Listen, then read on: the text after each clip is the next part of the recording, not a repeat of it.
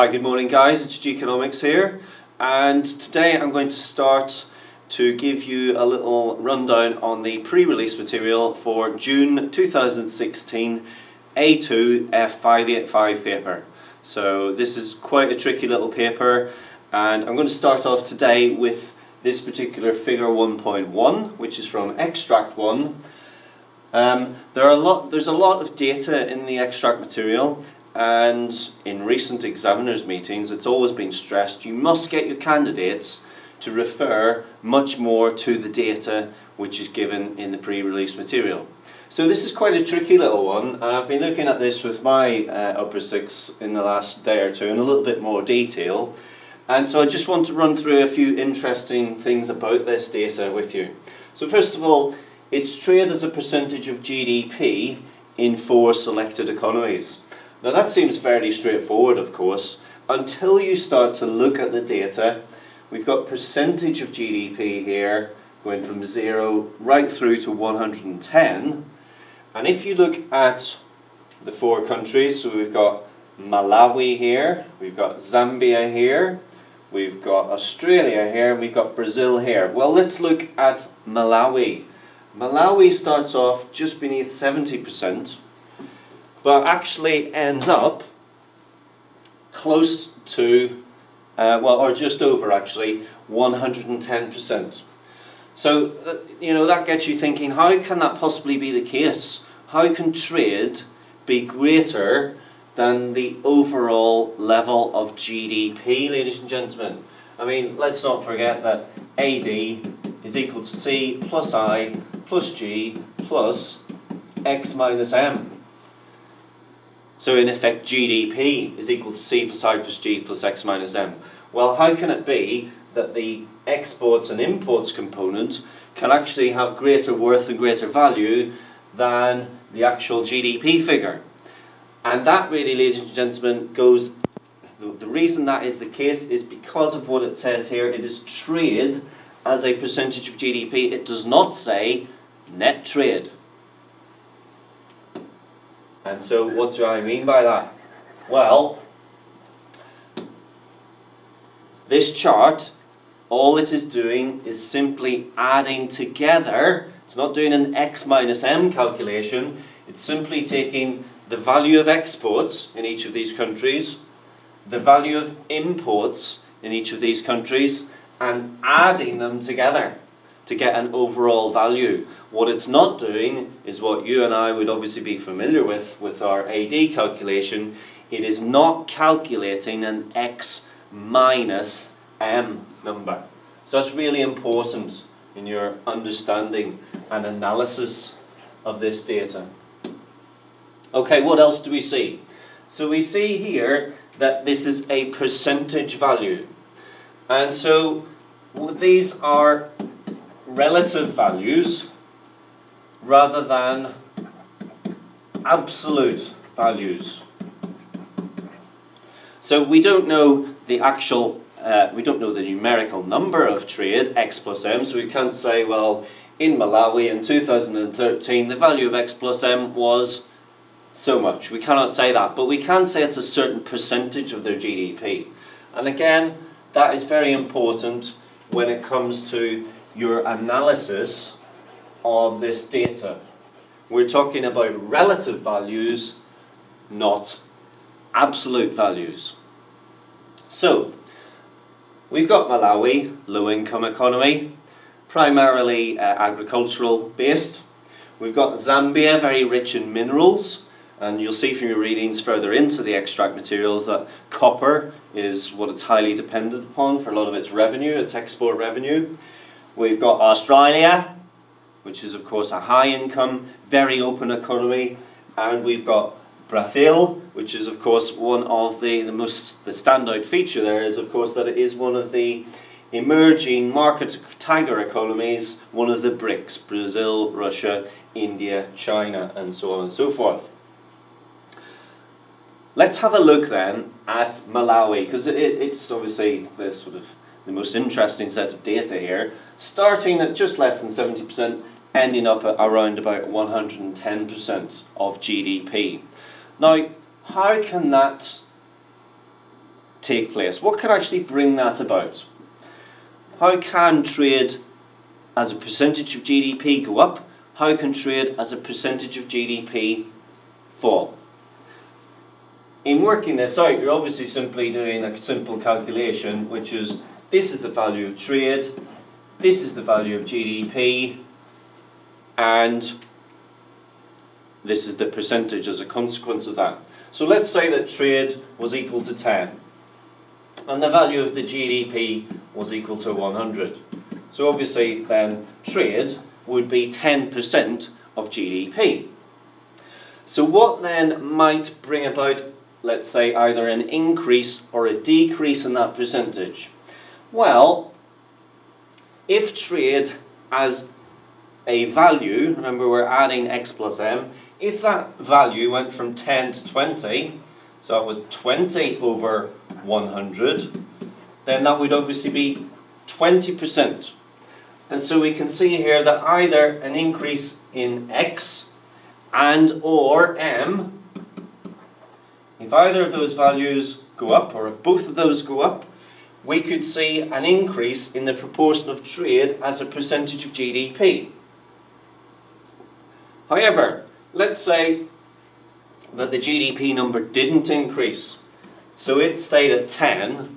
What would also bring about an increase in the proportion of trade to GDP? Well, ladies and gentlemen, if the GDP number fell from if the GDP number fell from 100 to 50, well, that would bring about the same result, because now trade as a percentage of GDP is equal to 20% of the overall value. And so you must remember, you'll get this clear in your mind, the things that can cause trade as a percentage of GDP to increase. So it's either an increase in the value of exports, an increase in the value of imports, an increase in both of these things together, or no change in X and M, but a reduction in the value of GDP. And of course it works in the opposite direction.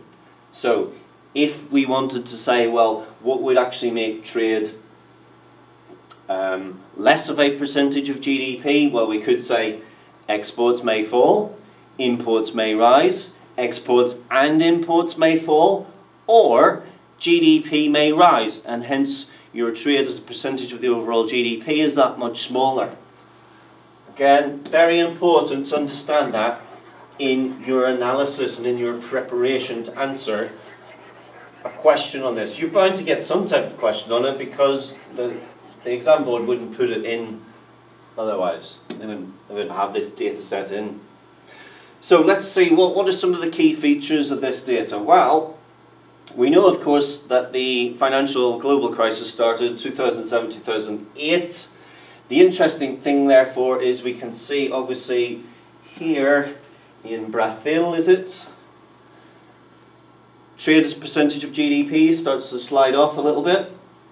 We can see here in, where is that? Zambia, trade as a percentage of GDP starts to slide off a little bit.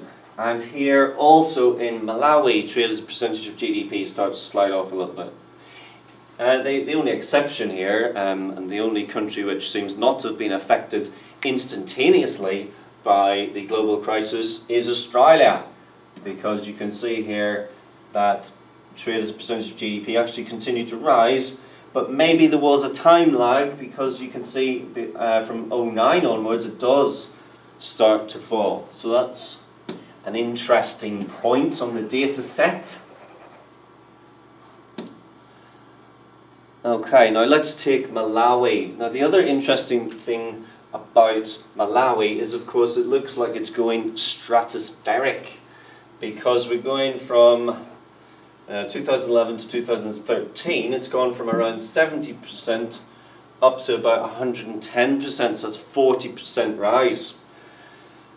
So we must ask ourselves, what has brought about this increase? If you do a little bit of digging around and a little bit of research, you'll be able to find out why, and I'm going to tell you the reasons why. I've just shown you a moment or two ago that the value of trade as a percentage of GDP could go up because exports rise, imports rise, both rise, or GDP falls. Now, the reason why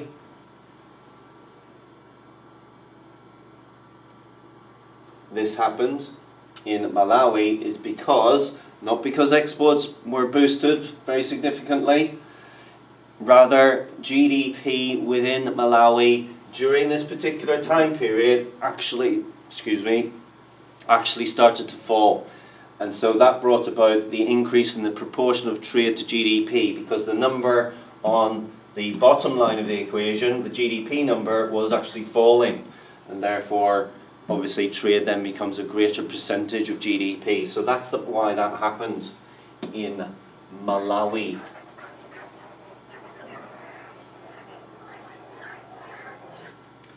Okay, what about in Zambia? So we know that Zambia, heavily reliant, heavily dependent on copper.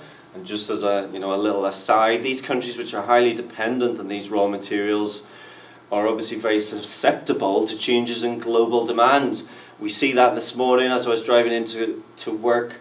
The oil price per barrel now down to $26, $27 a barrel, and BP and so on, which are heavily reliant on this natural resource, are in big trouble. So countries which are heavily reliant on mineral products and so on, it's not necessarily a good thing to have all your eggs in one basket in that respect. So the interesting thing on this one is that here we can see that the value of trade as a percentage of GDP has actually fallen. Why might that have happened? Well, exports might have fallen. Imports might have fallen. Exports and imports might have fallen. Or GDP might have increased. Do a little bit of digging around, a little bit of research, and you'll find that the reason for this is the fact that GDP actually increased in Zambia, and that's why we have this. So this is not necessarily a sign that the Zambian economy is doing badly, because it's showing us that actually the economy is growing, and it's simply that the proportion of trade to GDP is less. Get this off again. And so that then leaves us, so we've considered the less developed, the low income economies, which are clearly much more dependent on trade. And now we've got the higher income economies. So Australia, not a lot of change really, so around between 40 and 45% area. Australia is a highly developed, highly open economy. And so it's still quite susceptible, you'd have to say. Very rich in natural resource in Australia, and as a consequence of that, quite highly dependent, and obviously still quite susceptible to swings in global markets and global prices. And then finally, that leaves us with Brazil along the bottom line here. Now the interesting thing about Brazil is that they're less dependent on trade as a percentage of GDP. Brazil, enormous country, enormous population, large economy as we know. So if we consider our AD, C plus I plus G plus X minus M, they're clearly in Brazil, Dilma Rousseff in Brazil, they are clearly less dependent on this. So it suggests to us that perhaps the economy is a little bit better balanced in Brazil, because the other components of C, I and G must be taking up more of the slack.